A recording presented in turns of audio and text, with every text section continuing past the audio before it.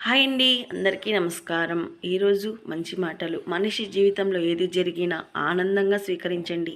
ఎందుకంటే ఉన్న చిన్న జీవితంలో పగలు పట్టింపులని వదిలేసి అందరితో సంతోషంగా గడపడం నేర్చుకోండి. మనం జీవితంలో ప్రశాంతంగా ఉండాలంటే కొన్ని నియమాలు పాటించాలి. అందులో మొదటిది మన మనసు వెళ్ళిన చోటికల్లా మనుషులు వెళ్ళకూడదు. కళ్ళు వెళ్ళిన చోటికల్లా మనసు వెళ్ళకూడదు.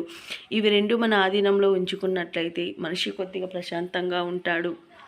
నీ చుట్టూ ఉన్న మనుషులకి నువ్వు ఏ విధంగా అయితే మర్యాదతో గౌరవంతో ఉంటావో నీ పట్ల కూడా వాళ్ళు అదే భావంతో ఉంటారని గుర్తుంచుకో. మంచి అయినా చెడు అయినా నీ ప్రవర్తన మీద ఆధారపడి ఉంటుంది.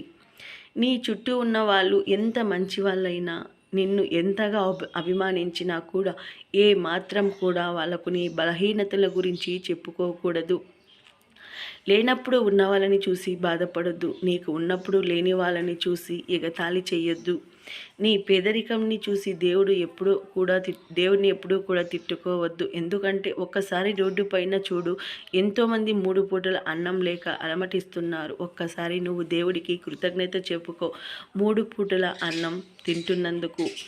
నువ్వు ఉన్న చోట ఇరుగు పొరుగు వాళ్ళతో కొద్దిగా జాగ్రత్తగా ఉండు. ఎందుకంటే నీ బలహీనతలను ప్రపంచానికి మొదటిగా తెలియజేసేది నీ చుట్టుపక్కల వాళ్ళే కాబట్టి ఒకటి గుర్తుంచుకో, ఏదైనా మంచి పని చేసినప్పుడు మనస్ఫూర్తిగా చెయ్యి. ఎందుకంటే మన కోసం చేసేది మనతోనే ఉంటుంది.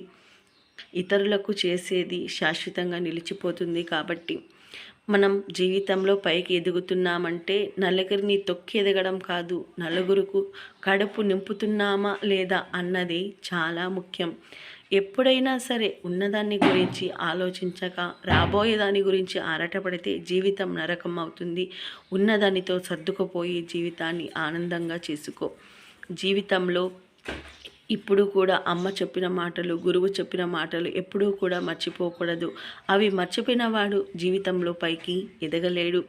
కష్టం వచ్చినప్పుడు బాధపడొద్దు, సంతోషం వచ్చినప్పుడు గర్వపడొద్దు, ఏదైనా సమస్య వచ్చినప్పుడు భయపడొద్దు. ఎప్పుడు ఏమి జరిగినా అంతా మన మంచికే అంటూ జీవితంలో ముందుకి సాగిపో. జీవితంలో నువ్వు ఎంత ఎత్తుకు ఎదిగినా తల్లిదండ్రులను మాత్రం మర్చిపోవద్దు. ఎప్పుడూ కూడా చులకనగా చూడొద్దు. ఎందుకంటే నువ్వు ఎక్కిన శిఖరం తొలిమెట్టు నీ తల్లిదండ్రులేనని గుర్తుంచుకో. ప్లీజ్ సబ్స్క్రైబ్ చేసుకొని ఒక్క లైక్ ఇవ్వండి.